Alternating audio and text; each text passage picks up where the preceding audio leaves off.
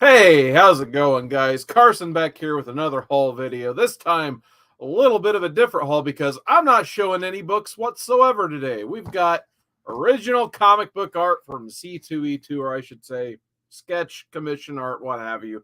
But anyway, I think this is, I said it in part one, which if you haven't had a chance to check that out, definitely after this, go back and check out to see what books I collected and books I got signed. But I got a ton of commission art done at this con. And I will say this, Artist Alley was probably the busiest I have ever seen for this C2E2. Like, you could barely walk in the aisles, and Saturday was a complete sellout. So just even trying to go from table A to table B took some strategizing just to cycle through the crowds and that stuff. But I tried to set up as much stuff as possible beforehand to try to get, so all I had to do is go to the table, pick it up, pay in advance and all that stuff. So I think that helped a lot. There were a couple instances I'll get into as we go along that, I tried to set it up in advance and then it was just kind of like, I don't remember that, but it all kind of, as you're going to see, everything somehow worked out.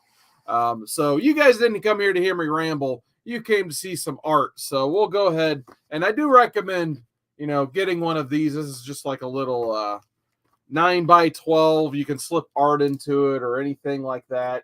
I knew I was going to be picking up a lot of stuff, so I decided to purchase this thing, even though it's already falling apart after one use. But it did its job. It absorbed whatever damage. There's already scrapes there and stuff. So obviously I didn't want the art to get damaged. And I wanted to get this video recorded, so I get the art out of this and onto my walls throughout my house, basically. Before I get into the first piece of art here, I want to say hi to Art, Bikes, and Comics. How's it going? I'll give him one of the bumpers. I'm not going to do this too much tonight since we have no books, but newsstand. Nice to see Art, Bikes, and Comics. All right, we'll go ahead and we'll get into the first piece here. The first piece comes from an artist named Sean Forney, and I decided to have a snarf done because he had been doing some variant covers on the Thundercats, like some retailer exclusive ones or whatever, and it kind of annoys me so far. And I don't know if anyone's been reading the Thundercats comic, and I think it was issue 3 was the most recent one, and they finally had Snarf. I actually still need to finish that issue because I was kind of in a hurry getting ready for C2E2. Actually, I was like, oh good, they finally used Snarf, but I'm like, I was a little bitter. I knew Sean Forney was good at drawing Thundercats, so when I was picking my character for him to draw, I want to pick good old Snarf. So he always hides in the background right here of my camera shot. So Snarf. Yep, he's got some wear on him, but I had to have one Snarf for the wall in the home, so I think he killed it on this. Shout out to Sean Forney. Really enjoyed that. We got Scott Evans. What's going on, Scott? My Artist Alley run was limited to Dan Mendoza, Ryan Kincaid, Tony Moy. It was a Sunday only trip due to work. Yeah, that's actually the day I skipped. I went for Friday and Saturday, and I was so exhausted.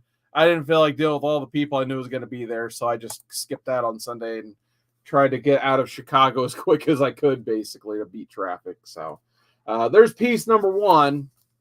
Let's see. I got to be honest. I was grabbing this so quick. I kind of barely remember the order of things in this. So number 2 is from Andrew Griffith, who I think a long time ago on this channel, I got an April O'Neil piece. It's actually on the wall downstairs. So I knew, like, in going into this con, I just started to commission artists that I knew were going to give me a good bang for my buck for the most part. And I knew Andrew Griffith was one of them. And I decided to have him do an X-23. And once again, he killed it. Very happy with this. I'm actually working on getting an X-Men wall downstairs, basically, of various X characters. So when I was racking my brain on what X person to get, I decided to go with X-23 because I think this was around the time me and the Modern Men had just finished reading the X-Force run. And of course, he picked the same costume and thought it was awesome too. Had to get those red glowy eyes. So definitely can't wait to get this one on the wall. So very happy with the way that turned out. So shout out to these first two artists. They were done like as soon as I got there. They were, well, he was doing the background and stuff, but I saw what he was working on. I'm like, I'm coming back later. That looks awesome. But at least he had it in his queue, pretty much ready to go. He just wanted to do some more detail work, and I think he killed it on there for sure. We got aggressively relaxing. A chest says X23 is awesome. I agree. Scott Evans says that Laura is great. Yep. If you guys ever see Andrew Griffith go to a local con, I don't know if where he's from exactly. He did have an accent, so I don't know how many U.S. cons he makes. But if you see him go to a con near you, highly recommend him. It was a very nice and easy transaction, and I got some good bang for my buck, in my opinion.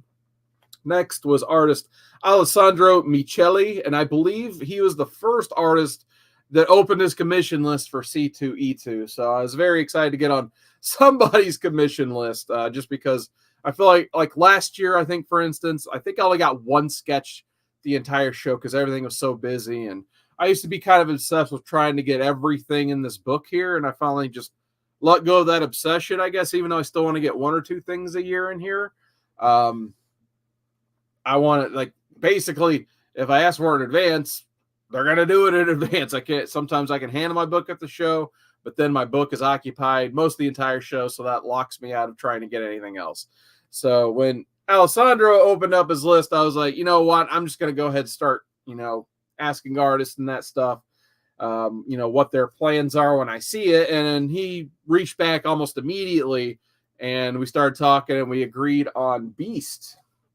So he did this Beast for me, which I thought was awesome too. I'm a big fan of just the way he painted this and has the lighting. I didn't even really notice the lighting on the character until I got home. Like, of course, I noticed like the big pink hue over here that kind of traces along, but then there's like an opposing yellow on the other side that contrasts with the awesome blue. So the more I looked at this, the more I was a really big fan of this piece. Now, not to say I wasn't when I picked it up originally, but I think I just got so much stuff that I was like, man, I didn't take the time to really appreciate the Beast in particular. But once I did, I really liked this piece. And not only that, he kind of did like a quick sketch of it on the back, which he pointed out, which I thought was kind of cool. Actually, it's really cool, actually. What am I saying? But yeah, I'm a really big fan of the Beast he did here. So definitely can't wait to get that on the X-Men wall. Next up, kind of already spoiled it. This was almost my favorite one. It's very hard to pick a favorite, and I don't think I can, but this one was definitely in the running, especially after I picked it up, and that is from Ninja Turtle artist Dave Watchter. And my brother even pointed out on Instagram, he's just like, I'm a big fan of just that authenticity stamp. So I guess he gets a new stamp because it's stamped 2024. So he did a Baxter Stockman, which memory serves me wrong, maybe, but I don't think he was ever actually a fly in that 150 issues, unless he just was for a little bit and then got unmutated, which could have happened. There is like a gap of that Turtles run I haven't read. But I have a Turtles wall next to my X-Men wall. So I'm starting to get all the core characters. Of course, I have the 4 Turtle Boys, Shredder, April O'Neil, Splinter, Casey Jones. So I'm like, who's next? Like, I haven't got a Bebop, Rocksteady, or anything like that, but I'm like, I didn't feel like getting multiple characters, so I just got Baxter Stockman. I'm like, well, if I get Baxter, he's got to be the Fly. So Dave Watchter open up his list, and I was like, hey, would you mind drawing Baxter Stockman, like the Fly version? He's like, I can absolutely do that. And when I went and picked it up, he was still working on it. Him and his, I don't know if his handler, his partner, his wife, whatever. They were both just like, I hope you don't mind like gross things. I'm like, what? So they're describing what he was inking and what he was doing is like, if you like gross things and insects and flies, like, you're gonna love this. So, and I did love it. I think it's great. I like the amount of just extra little detail he put into this. And yeah, I don't really know what else I could say about it. It's just awesome. I'm a huge fan of this piece. We got Howler Mouse in the chat. What is going on, man? Nice to see you in the chat tonight. I saw your Facebook. I think it was a Facebook post. You said you had some sort of surgery. Whatever is going on, I hope you're doing well, man. As soon as I saw that, I was thinking about you. So shout out to Howler Mouse. Hopefully you're doing all right, man. Thanks for jumping in the chat tonight.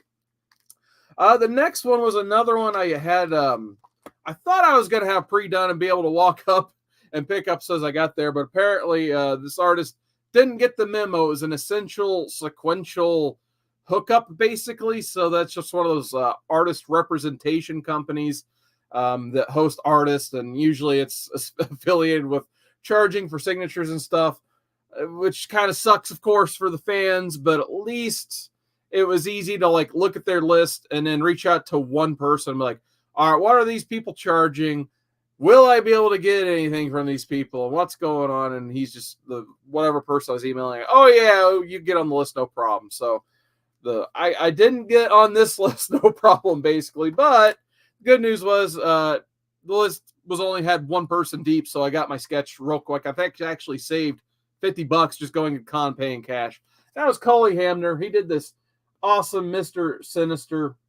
Now I could have paid more and got like some more, bust or full bodies, but at that point the wallet was kind of hurting. So I'm like, I just want to like a Mr. Sinister, just ugly, angry, evil headshot, and he delivered. So I thought I was going to get like a color version, which he said he didn't really have an option, but I mean, he still nailed it. He gave me the red jewel in the middle.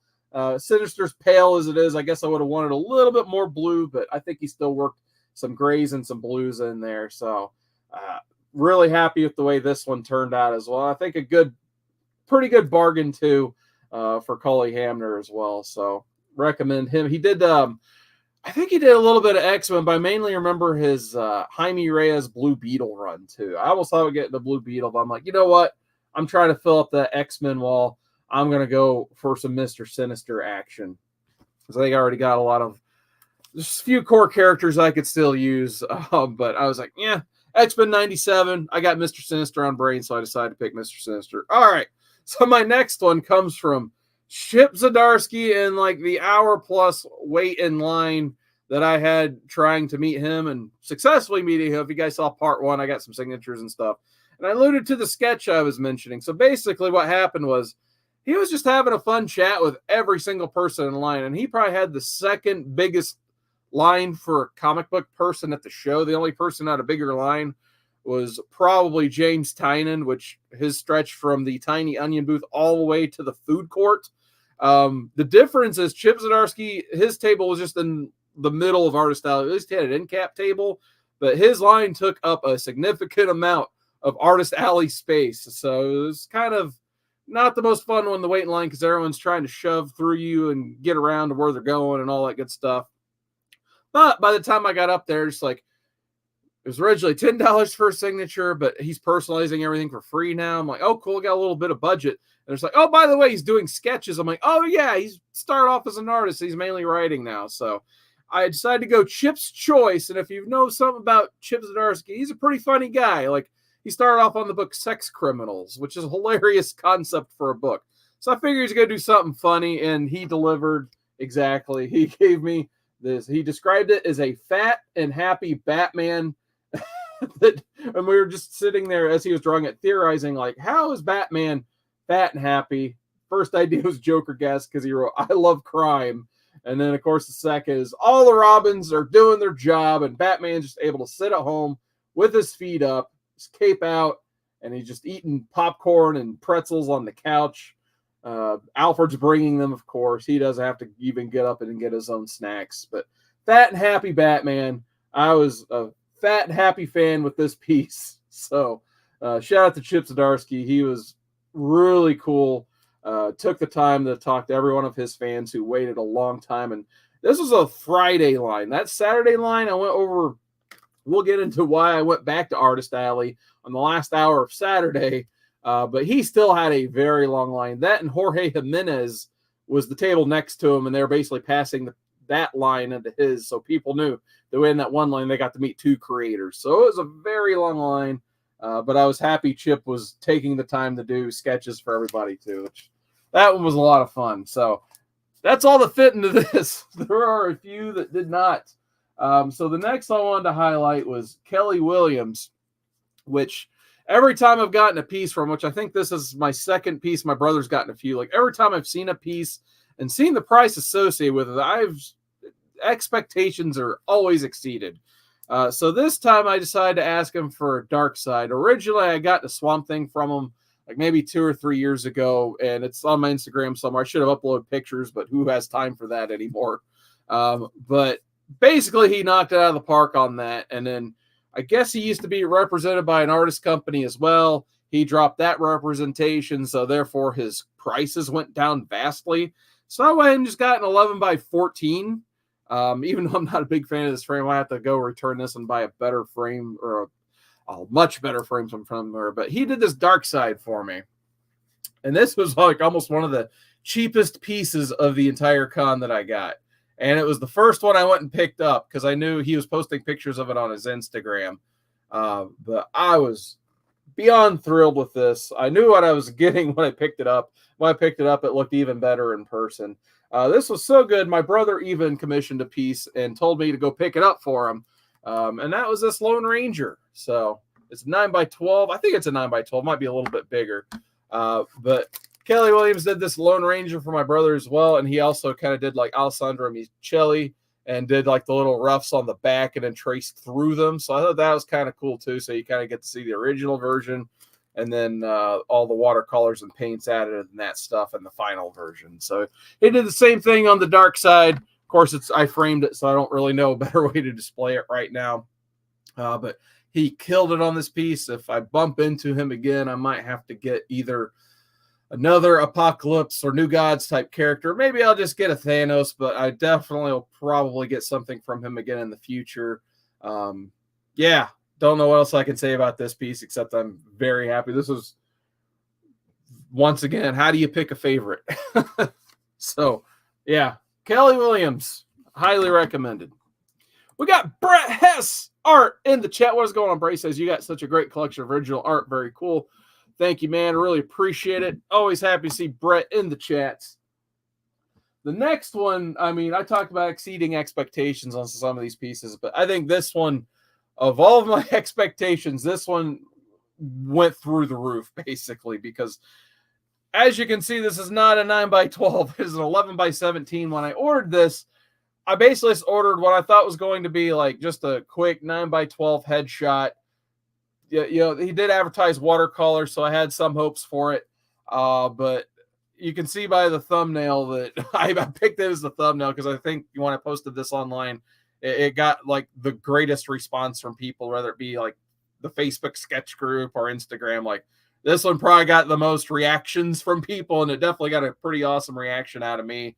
Rod Reese did this Magneto. I think it might have been a bust. I can't remember if it was a bust or just like a headshot.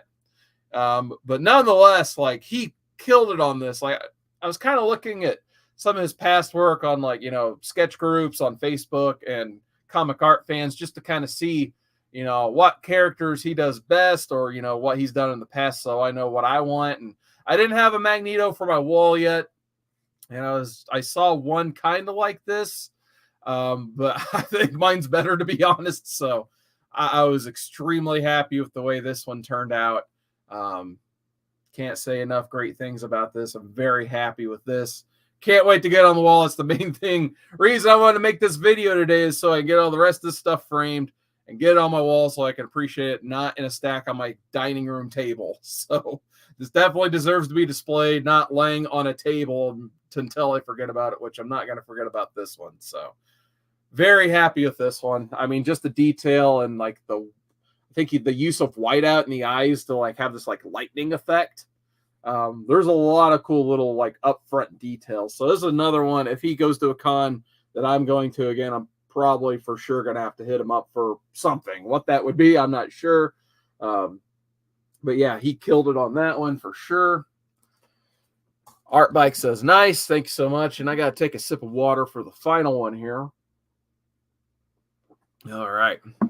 So throughout all this, my first 3 stops at C2E2 Friday were I had to go to the Bird City booth because I know my brother wanted the Ginny Frizen Batgirl, and so did I.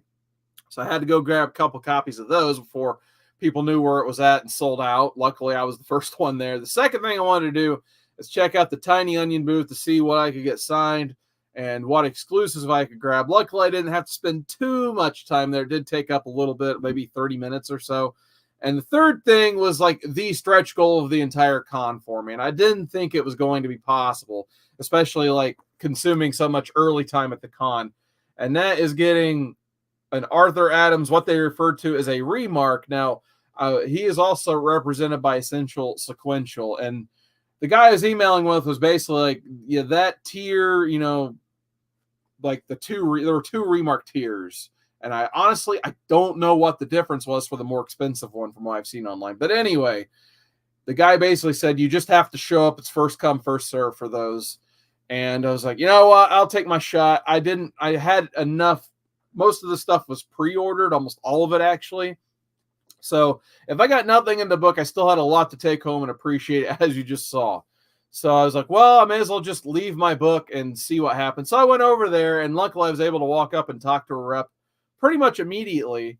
And I was just like, what's the story with the Arthur Adams remarks? Like, is it still possible I could get one? Because there was a guy in front of me asking the exact same questions. And the only difference was his book was with somebody else, and he wanted his in his book too. Like, I pretty much walk up and I'm like, what that guy said just here. So they explain the rules to me, and like they pull out like a list, like it's, you know, the size of this. Here's the top, here's the bottom. There's more bottom after the lines ran out. And then that's where my name's going to go based. I'm like, you know what? I'll take my shot. Here's my book. Here's my information. Why not go ahead and try out, you know, trying to get a remark from Arthur Adams. And usually when you think of the word remark on a comic, it's just like about that big, maybe just a little quick doodle, whatever. They're starting to charge quite a bit for that type of stuff. But luckily I did a little research. Arthur Adams kind of embellishes his remarks, especially if it's like a blank cover or a sketchbook. So I'm like, you know what? I got a sketchbook. I'm just going to take the gamble. And Friday, the end rolls around. I go over there. There's only a rep left. And he's just like, yeah, he didn't get to a lot today. You can have your book back. I'm like, you know what? Maybe. But luckily, they were nice. They had like a safe there or something. They locked it up in the safe. The person with the code was gone. So I'm like, well, I'll be back tomorrow. You gave me the exact answer I wanted to hear, that you're securing this book because this book's my baby. Of everything you've seen here, this is the true treasure of my entire collection right here. So the fact that they locked it up was good on me. I was like, I'll just check in when I get there tomorrow. So I actually took my time getting the show on Saturday. Probably got there 12:30, 1 o'clock, took the train and everything. One of the first things I'm like, I may as well walk by, see how everybody's doing, because there were a few that got delayed till Saturday. And luckily, it was just like Arthur Adams there and a rep. And I asked the rep, who was a completely different person from yesterday. I'm like, hey, I dropped off my book yesterday. I just was told to check in, see how it was going. Arthur, it's the only time I actually interacted with Arthur Adams at this con. I met him before. He's really nice. But this one, he seemed overworked. So he overheard me talking to the rep. He's like, sorry, I haven't got anything done. Oh, he's like really fast and frantic. I'm just like, okay, I'm going to check by at the end of the con. It's cool. Keep working. You're awesome. And I just kind of meandered off until I think the con ran until 6. I went back at 5. I didn't plan on really going back Sunday. So I got everything else. I'm just like, well, I'm at least got to go get my book back. We'll see where it's at. And by the time I walk by the table, I see him just open it up, and I just walked away. It's like, if he's going to work on it, I don't want to disturb him. He seemed very frantic earlier. So I'm just going to slowly walk away and let him do his work. So 15 or probably 30 minutes, I want to make sure he had time. So about 30 minutes later, right before the end of the con, I go up. The rep's like the only one there again. I was like, oh, God, I hope it's not locked up because I'm going to have to come back on Sunday. I'm like, hey, I stopped by earlier looking for my sketchbook. And she smiles, and she's like, you got it. So the exact words I wanted to hear. So stretch goal accomplished for the con, basically. Got magic in the sketchbook. And this is what he considers a remark, I guess. So other artists, especially his caliber, would definitely consider this a full-on sketch. Very affordable for Arthur Adams, I will say that. So if you're looking to get like one or two like upper tier names in the comic industry now, I would suggest Arthur Adams, and I would go to the previous page of my book and highly suggest Mark Bagley. I got this last month at Indiana Comic Con. for a very cheap price for Mark Bagley. So those are like the two, legends in the business, if you will. If you're looking to get something, from somebody who's been in the business for a while, like Art Adams appears to be like the man that doing good quality work. But I researched like what he did for his CGC private signings, and it seems like he put really good work into the blank stuff. And then if you send him a cover, like just wanting a remark, he just did something really small. So I was blown away with this. He took up a good chunk of the page for, a remark. So highly recommend if you can get on Arthur Adams' list at a con. Just go ahead. Don't question. Just do it. Maybe you'll get some luck. Who knows? I guess they could change that tomorrow. Because like I said, he seemed pretty overworked, I'll be honest. But he was nice enough to pick up my book and do a sketch in it. So big shout out to Arthur Adams. Very happy with that magic. So one day this book will be toward the end. We'll see. All right. We're going to get into the chat. We're going to take a sip of water, and then we're going to finish this stream out. All right. We got Chris Barrett. I'm afraid I've got some bad news. Sorry, I should have did the usual. But he says, hey, yo, brother. We got Chris Barrett in the chat. He says, if Carson lost that sketchbook, he might end somebody. Yeah. If an artist loses my sketchbook, I don't even know why. I don't even want to think about that. Hot diggity daffodil. Howard Mouse says congrats. And with the cool story about art. Yeah, it's just the fact that it took from the beginning of when I came into the con basically to the very point I left to get this thing. And just the point I was walking by and I saw him pick the book up. And I knew had I showed up 5 minutes earlier, I would not have gotten the sketch. So I guess just a little bit of luck, a little bit of timing. I always tell people, like, I don't have much luck, but somehow in the world of comic books, I have decent luck.